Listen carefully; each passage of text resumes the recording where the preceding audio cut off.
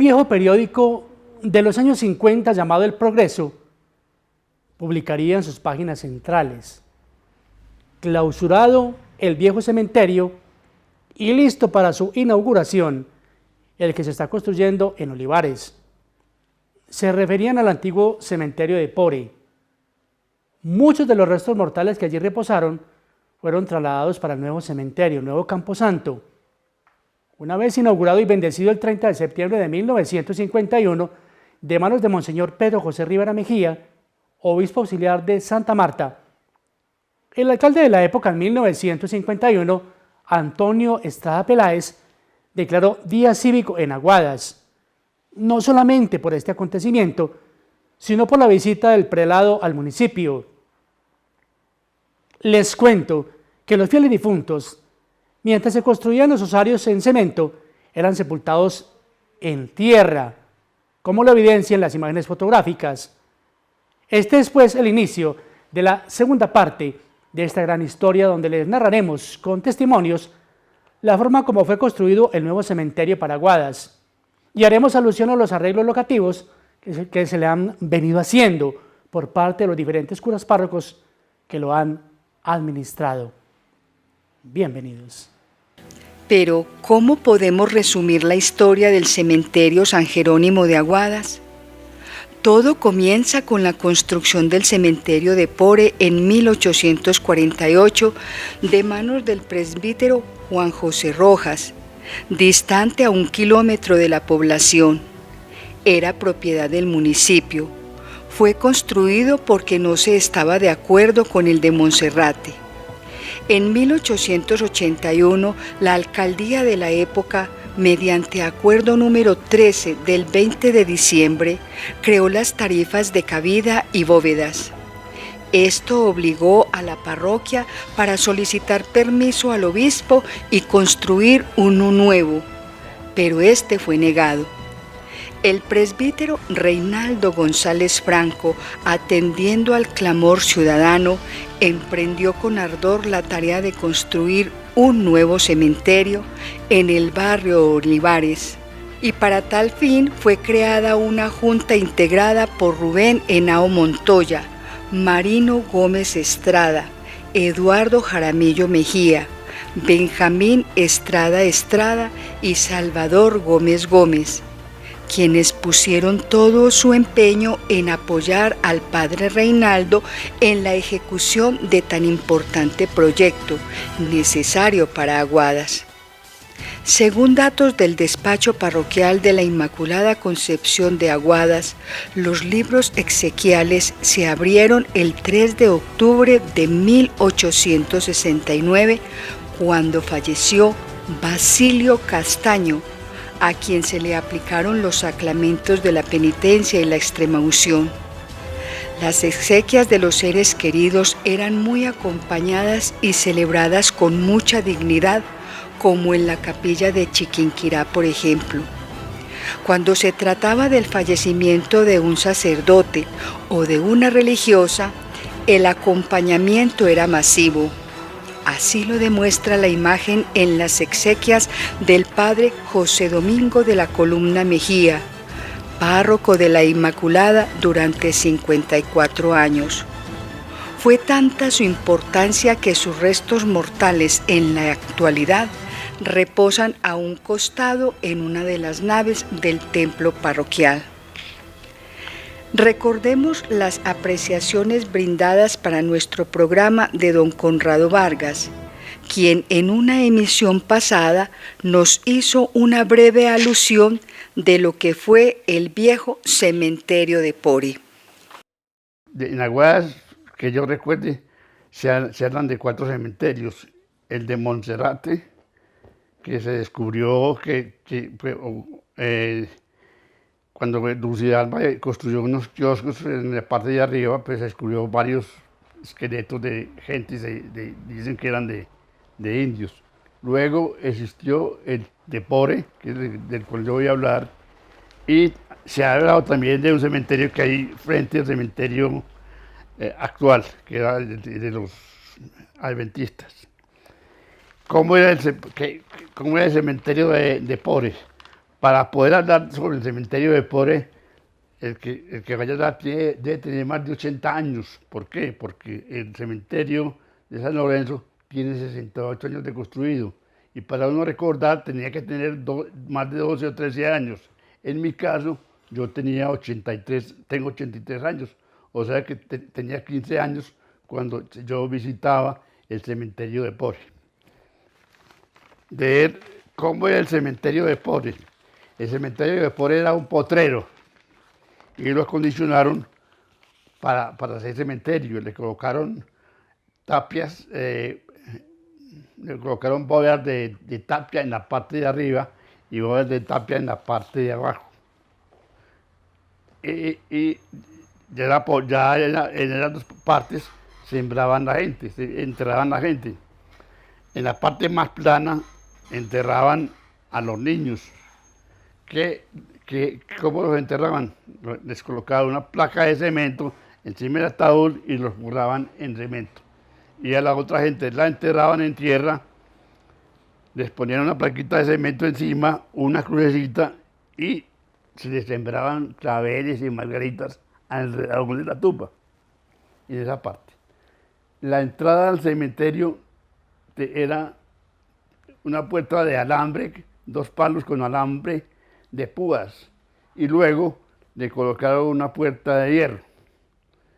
Esa puerta de hierro, según entiendo y por las averiguaciones que yo hice con don Pedro Díaz, esa la hizo don Pedro Aristizábal, que vive, era en la carrera tercera, diagonal a la tienda de don Pedro Díaz. Ahí se parece que se hubiera construido esa puerta.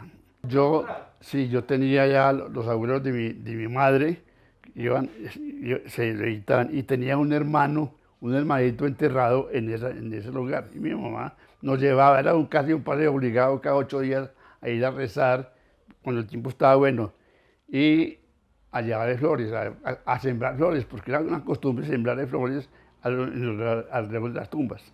Ese cementerio, ahí enterraban a los que se suicidaban, y era en la parte de abajo del cementerio. Al que se suicidaba, lo pasaban por el cementerio y le entraban por una puertecita a una manga que linda el camino que va por ahí. Ahí lindaba ese muladar. Ahí los pasaban por toda la iglesia, por todo el cementerio, y abrían una puertecita y allá los enterraban. Ahí eran el entierro de los suicidas. ¿Por qué los padres de la parroquia de Inmaculada decidieron trasladar ese cementerio al lugar donde está hoy en día? Resulta que hubo un invierno muy fuerte y las tumbas que estaban al lado de la camino de Pore se derrumbaron. Y entonces salieron todos los esqueletos, toda esa gente quedó al aire libre, se veía. Nosotros bajábamos, los pelados que queríamos aquí en Buenos Aires, nos íbamos a la novelería. Y eso era para nosotros muy espantoso, porque se decía que en esa parte del muladar asustaban mucho hasta de día. Aquí hubo una época que era pura brujería. Esas épocas de las brujas fueron muchas. Tanto que la actual virgen que está saliendo para Arma se colocó por la brujería. Yo cargué piedra para esa virgen, porque asustaban mucho.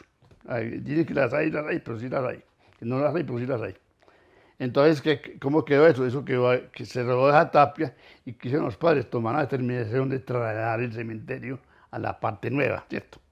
Ya ellos buscaron la forma y hicieron el traslado a la parte nueva. Tal vez no recuerdo mucho porque volví otra vez a Medellín. Yo me fui en 2 épocas. En el 50 a Medellín, me regresé en el 53 y me volví en el 56. No recuerdo mucho cómo fue la construcción del cementerio. Pero sí le tocó visitar el nuevo cementerio. Sí, claro. Sí. ¿Qué he oído mencionar de los convites?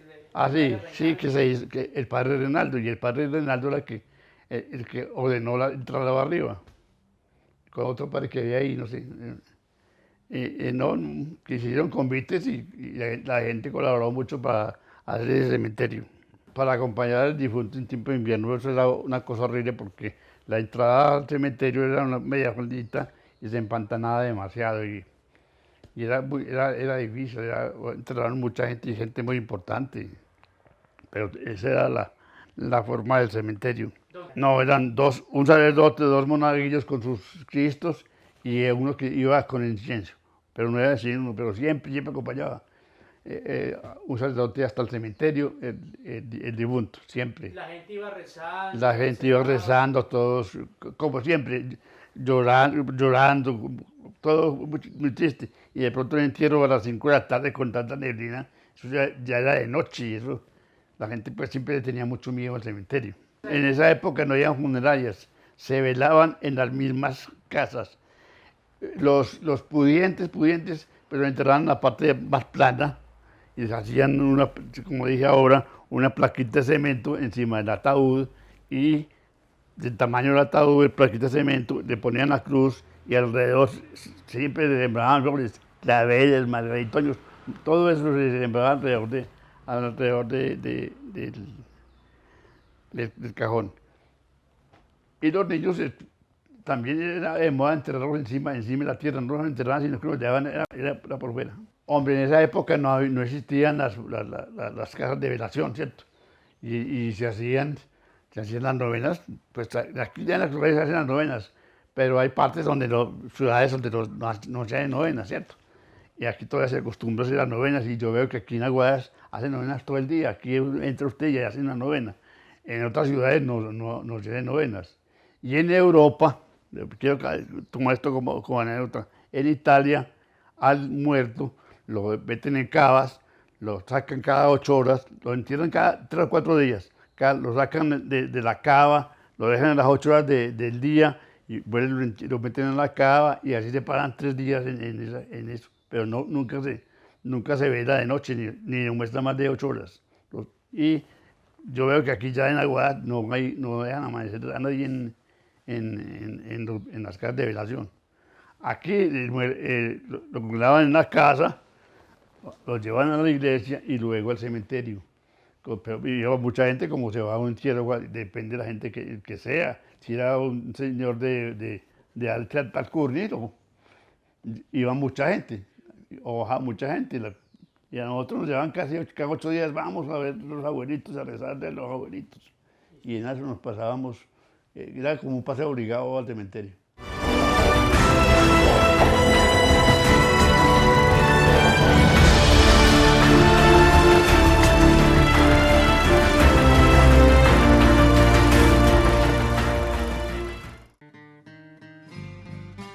En el Aguadas del ayer, recordar es vivir.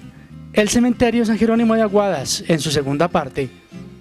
La muerte ha tenido a lo largo de los años una connotación muy importante en la diaria cotidianidad de los aguadeños.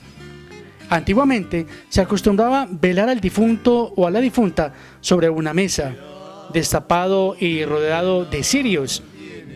Si se trataba de un niño, el color blanco incluso en su ataúd era muy importante. A los pocos días de haber sido bendecido e inaugurado el nuevo cementerio para Aguadas, el 30 de septiembre de 1951, el 3 de octubre del mismo año sería sepultado en suntuosa ceremonia don Ignacio Salazar, un humilde campesino oriundo de la vereda San Nicolás, que ocupa en la actualidad la bóveda 01. Así lo contamos el 17 de noviembre del año 2014. Nos cuenta la historia que la primera persona sepultada en el recién inaugurado cementerio de San Jerónimo de Aguadas fue el señor Ignacio Salazar, fallecido en el año 1951, humilde campesino de la vereda San Nicolás, quien fue llevado en procesión por una multitudinaria comunidad que vio con buenos ojos el servicio tan importante de tan santo lugar. Nótese en la imagen su cristiana sepultura, en la primera bóveda que ocupan sus restos mortales. Ignacio Salazar. Los primeros coches fúnebres tirados por caballos eran usados en los ritos fúnebres de Inglaterra desde el siglo XVI, existiendo registros de su uso en América hacia finales del siglo XVII.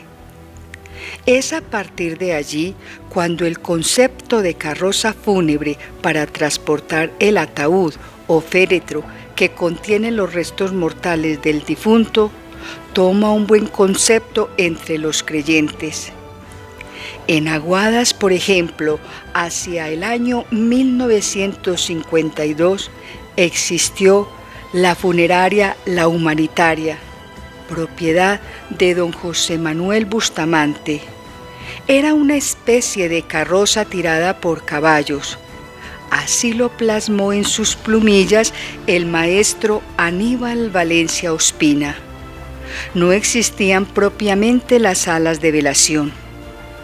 Anteriormente los cadáveres eran velados en las casas y se dice que los sacerdotes con sus monaguillos se dirigían hasta la residencia del difunto o difunta para las respectivas oraciones exequiales y seguidamente dirigirse al templo parroquial. Pero valdría la pena preguntarnos, ¿qué pasa cuando un bebé muere sin ser bautizado? En el Catecismo de la Iglesia Católica se lee en el numeral 1261. En cuanto a los niños muertos sin bautismo, la Iglesia solo puede confiarlos a la misericordia divina, como hace el rito de las exequias por ellos. En efecto, la gran misericordia de Dios que quiere que todos los hombres se salven. Para corroborar estas afirmaciones y el por qué esto ha cambiado, quisimos invitar a nuestro programa al presbítero Pedro Andrés Agudelo Ospina, vicario parroquial de la Inmaculada Concepción, para que nos amplíe esta información. La extrema unción era la forma como se llamaba anteriormente al sacramento de la unción de los enfermos. ¿Por qué se llamaba extrema unción? Porque era aplicada en el momento ya inminente de la muerte, cuando las personas que estaban atendiendo a una persona que tenía el peligro de morir, pues inmediatamente llamaban al sacerdote. Como muchas veces sucedía que lo hacían de una manera muy, digámoslo, abrupta, muy rápida, o cuando llegaba el sacerdote ya la persona estaba inconsciente y no se podía preparar de una manera adecuada, cambió el nombre de extrema unción a unción de los enfermos, invitando para que cuando las personas ya conozcan que un familiar no esté pues en peligro inminente, pero sí de pronto con riesgo de morir, se llame al sacerdote para que en esos momentos los asista en el momento de la enfermedad con los remedios de la gracia que brindan los sacramentos. Antiguamente el término velorio viene de la palabra latina vigilare, que significa vigilar. Antiguamente, digámoslo, en el terreno pagano era eso, era vigilar en el momento que moría el difunto. Se vigilaba toda la noche para confirmar que él se había muerto. Entonces lo que se tenía era como un cuidado para que de pronto no enterraran a una persona viva. Más adelante en la tradición cristiana asumió esta práctica, pero con un sentido más espiritual, que era el tiempo que se pasa entre que muere la persona hasta la inhumación del cadáver. El velorio propiamente es antes de la Eucaristía, las exequias, a través del cual se tiene precisamente esa oración y esperando a que lleguen todos los familiares para poder celebrar las exequias de quien falleció.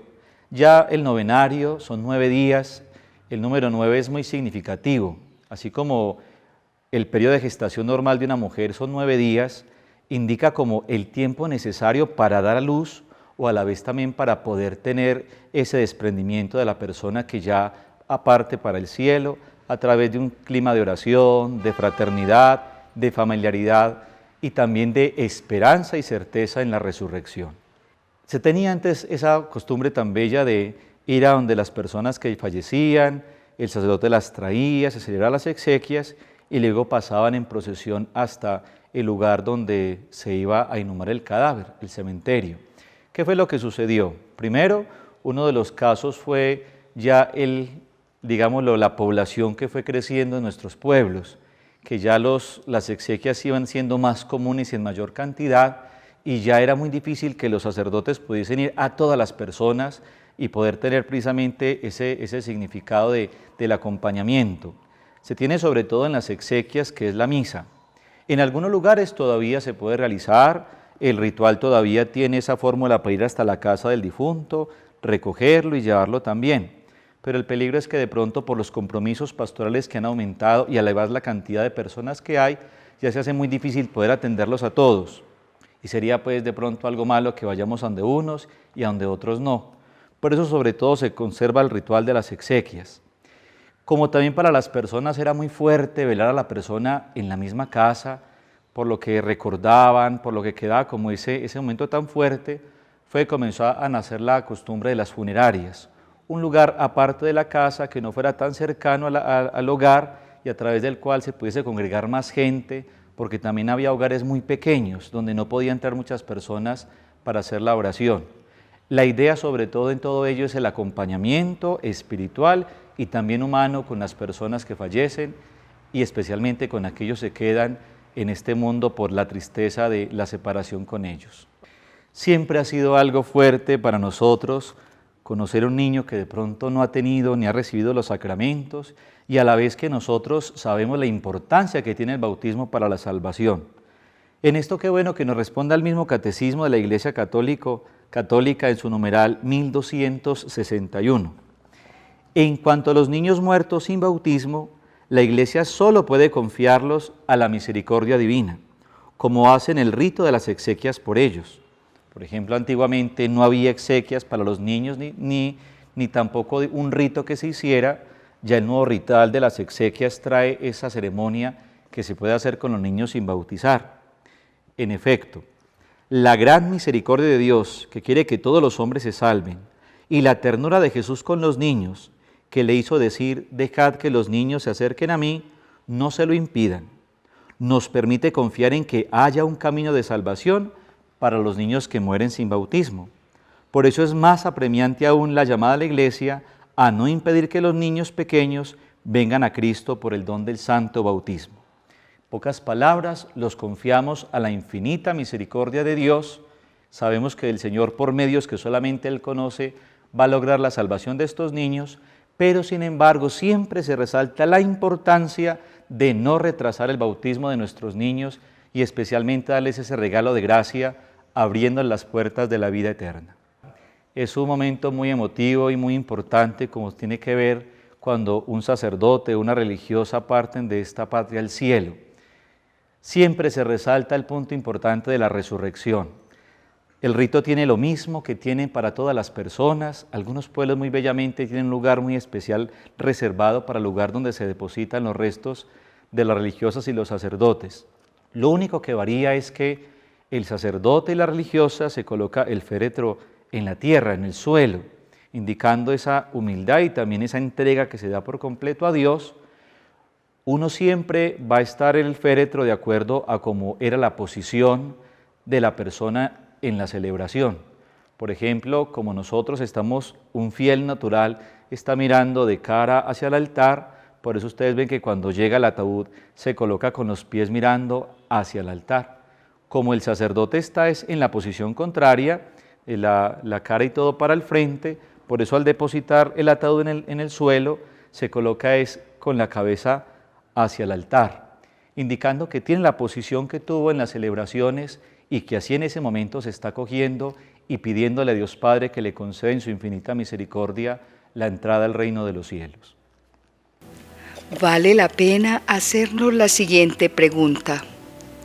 ¿Dónde fueron sepultadas las personas que fallecieron desde la fundación de Aguadas en 1808 hasta el año 1823, cuando se comenzaron a registrar en el libro las personas que fallecían en el municipio? Muy seguramente en el primer cementerio que existió, Monserrate. Muchos años después, y durante la administración de la especialista señora Lucidalba Duque de Gómez, se buscó construir y brindar un espacio educativo, recreativo y cultural para la comunidad en la cima del Cerro de Monserrate, un ecoparque ecológico. Cuando se realizaron las excavaciones para su construcción, se encontraron gran cantidad de elementos indígenas y restos humanos que dan muestra de tales afirmaciones. Esos elementos reposan actualmente en una sala de la Casa de la Cultura Francisco Giraldo, conocida como Sala Indígena.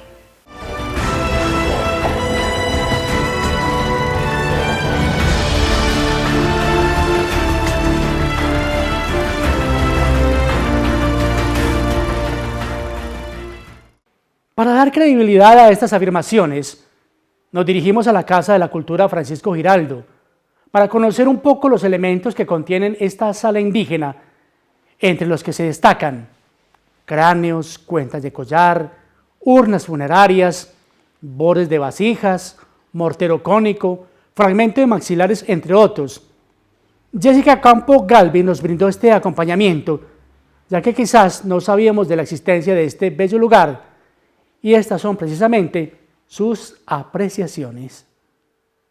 Bueno, acá en la Casa de la Cultura tenemos dos museos, uno es el Museo del Sombrero y el otro es el Museo de Tradiciones Aguadeñas. Esta sala hace parte de ese museo y es una de las más importantes, ya que es donde empieza nuestra historia. En esta sala tenemos cráneos, tenemos vasijas de barro, tenemos algunos elementos indígenas, también tenemos fósiles, penachos, también tenemos flechas, algunas piedras que eran utilizadas como herramientas. Esta sala es importante para la historia de los aguadeños porque acá podemos ver cómo son nuestros primeros habitantes, todas las tribus que habitaron nuestro municipio. Allí están los cráneos y las vasijas de barro que fueron encontradas en el Cerro de Monserrate, ya que allá fue un cementerio, y esos artículos fueron encontrados cuando se excavó para la construcción del ecoparque allá en el Cerro Monserrate. Esta pintura que tenemos acá al fondo la hizo el maestro Trujillo en el año 2015 y fue para recrear un poco de cómo es la cueva que hablamos acá, donde está sepultado el tesoro del cacique Pipintá. Así que los invito para que nos visiten. Este es el Museo de las Tradiciones Aguadeñas. Y un dato curioso para retener y para meditar. Se conoce que don Benjamín Estrada defendió a capa y espada a la parroquia en contra de los opositores al proyecto de crear un nuevo cementerio para Aguadas. Movilizó al pueblo entero para trabajar en los famosos convites en las obras del banqueo y explanación de los terrenos, y con el tiempo, para llevar a un difunto al nuevo cementerio, se debían recorrer las calles del municipio aún sin terminar de pavimentar. Poco a poco, los párrocos fueron realizando pequeñas obras que fueron embelleciendo este santo lugar. Conozcamos algunas de estas importantes obras.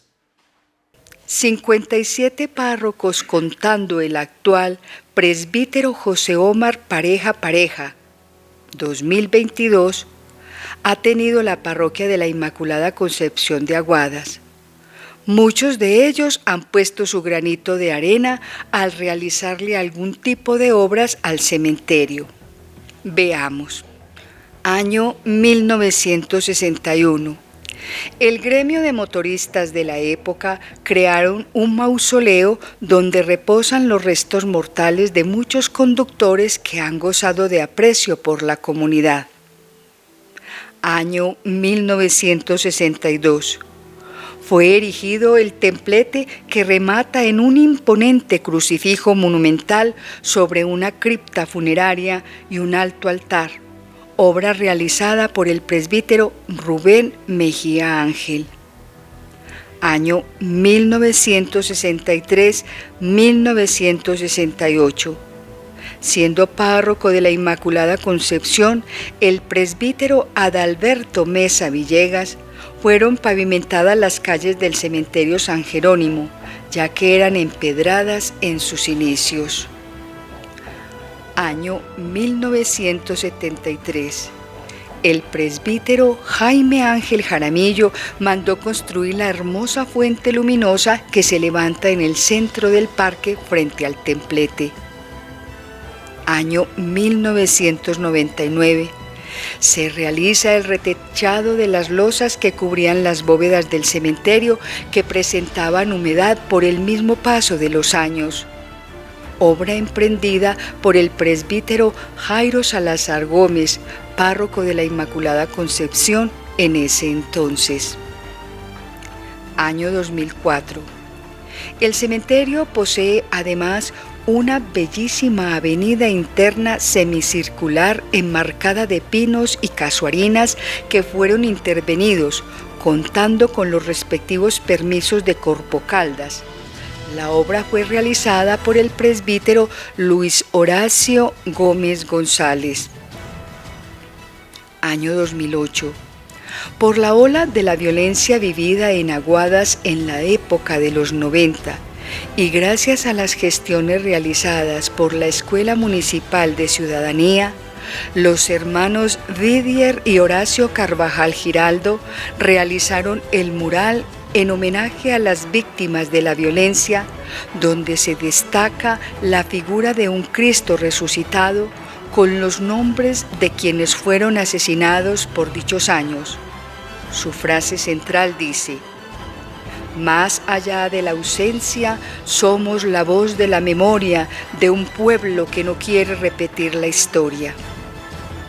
El 12 de marzo del año 2008 fue bendecido para honrar la memoria de quienes ya no están con nosotros.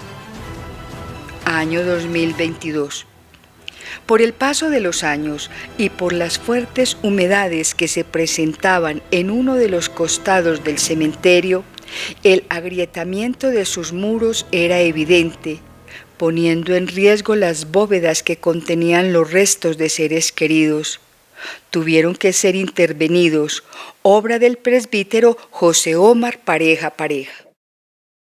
Las leyes han cambiado, todo ha venido evolucionando. Anteriormente las cajas y la ropa de los difuntos, al hacer sus respectivas exhumaciones, eran quemadas, generalmente en horas de la noche, para no generar incomodidad y malos olores a los vecinos. Hoy estos restos deben ser debidamente empacados, pesados y entregados a la empresa Acevical de la ciudad de Manizales, que se encarga de incinerar en hornos especiales estos elementos, incrementando de esta manera los costos de mantenimiento del cementerio. El señor cura párroco presbítero José Omar Pareja nos explica estas determinaciones y detenidamente este importante asunto. Bueno, buenas noches. Noviembre se ha caracterizado por el ser el mes de los difuntos precisamente porque ha sido una tradición en nuestra Iglesia Católica la oración que hacemos por todas las almas del purgatorio. Realmente nosotros oramos es por todos los fieles difuntos, pero ha habido una costumbre en el pueblo de Dios de que noviembre sea precisamente el mes de las ánimas. Por eso vemos en los cementerios de los pueblos, de las ciudades, cantidades de gente rodeando los cementerios en el mes de noviembre. Y yo creo que ha sido una tradición que se volvió costumbre y la costumbre se va volviendo como norma, y por eso entonces la Iglesia adoptó precisamente ese mes para orar por todos nuestros hermanos difuntos. Pero yo sí quisiera felicitar a la comunidad aguadeña por el amor que le tienen al cementerio de su pueblo. Realmente la gente ha sido muy justa en sus pagos de mantenimiento. Saltará la pregunta que por qué hay que pagar mantenimiento. Pues hay que pagar mantenimiento porque ya estamos precisamente en gastos que son de mucha altura en el cementerio, y el cementerio tiene que mantener muy bien, tiene que presentarse muy bien, las bóvedas, todo eso se va gastando, los osarios, y ante todo tenemos una empresa que es la que recoge todos los residuos que van quedando del cementerio a Servical, y a esa empresa hay que pagarle también un costo muy alto porque así nos lo manda la Secretaría de Salud, la Territorial de Salud, que cada mes visita los cementerios, nuestros cementerios, para ayudarnos precisamente en esas normas de bioseguridad. Por eso me parece a mí que cada donación, que paguemos el alquiler de las bóvedas, que paguemos el mantenimiento de los osarios con gusto, porque nos ayudan precisamente a costar lo del cementerio, los gastos del cementerio, porque son bastante altos. En el cementerio se van a hacer dos proyectos muy bonitos. Primero, hay que tratar de recuperar el cementerio interiormente, ¿cierto? que sea algo bonito, que la gente le dé ganas morirse, le dé ganas de ir a esa ciudad de Dios allí, a estar allí en el cementerio, porque el cementerio ha sido un cementerio que ha sido muy bonito. El cementerio tenía como una imitación de cementerios gringos. No sé si ustedes lo recordarán, que eran lleno de cruces, muy bonito. Pero todo eso pues va cambiando con los párrocos y con las generaciones. Ahora vamos a recuperar el templete interiormente, que es lo que yo quiero, que ese sea un lugar muy apacible para la gente. Vamos a empezar dentro de una semana con lo exterior, que es la pintura del cementerio. Vamos a cambiarle un poco la fachada triste al cementerio para que sea un lugar bonito, de alegría, de entusiasmo, porque eso es la resurrección del Señor, alegría. Ya hacia 1952 todo fue evolucionando. Cuentan los adultos que se conocieron entierros de primera, segunda y tercera categoría. De tercera categoría, el difunto era esperado en el templo parroquial. Solo un sacerdote presidiría la ceremonia litúrgica de sus exequias. 2 sacerdotes acompañarían los despojos mortales del difunto y un monaguillo llevaría simplemente el incensario para darle más realce al recién fallecido. De primera categoría, 3 sacerdotes acompañarían la ceremonia litúrgica.